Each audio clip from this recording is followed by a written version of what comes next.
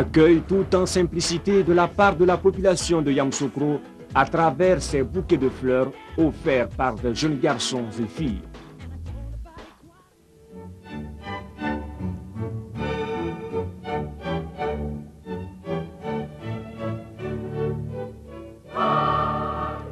Quelques instants après son arrivée, Michael Jackson s'est rendu à la basilique Notre-Dame de la Paix de Yamoussoukro, où l'attendait le père Alexandre Pietny, recteur de la basilique et secrétaire général de la Fondation internationale Notre-Dame de la Paix.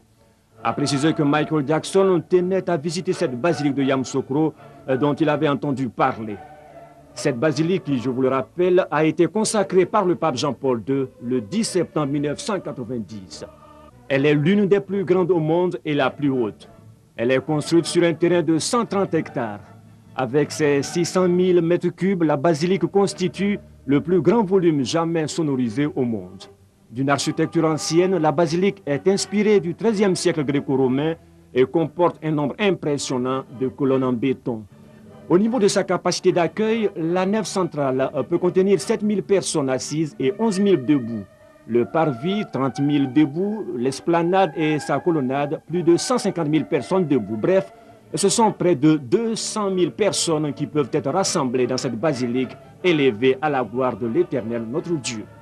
84 000 mètres carrés de vitraux de 5 000 couleurs différentes entourent le sanctuaire, séparés en 12 baies rectangulaires. Deux d'entre elles sont des chapelles, dont une est dédiée à la Vierge Marie et l'autre à Saint-Joseph.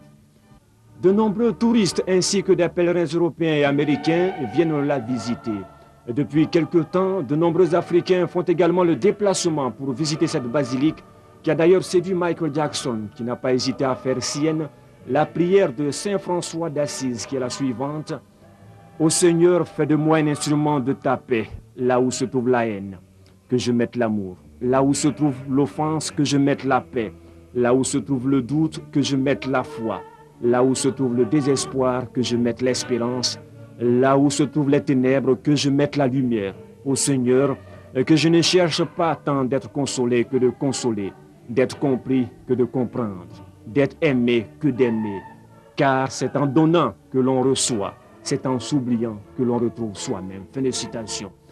On s'extasie devant ce bijou qui est la basilique et on ne peut s'empêcher de se rappeler ces propos de la prière du pape Jean-Paul II, prière relative à cette basilique. Notre-Dame de la Paix, nous te confions l'église de ce diocèse. Ô Vierge Marie, conduis-nous vers ton Fils. Permets aux fidèles de Côte d'Ivoire d'être inlassablement des artisans de paix en union avec leurs frères et sœurs de cette terre et de tout le continent.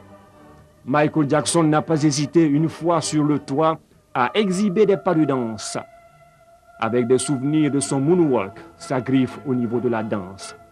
Peut-être aurions-nous tout le loisir de retrouver quelques-uns de ces pas dans un futur clip qui aura pour inspiration ces moments merveilleux passés dans cette basilique.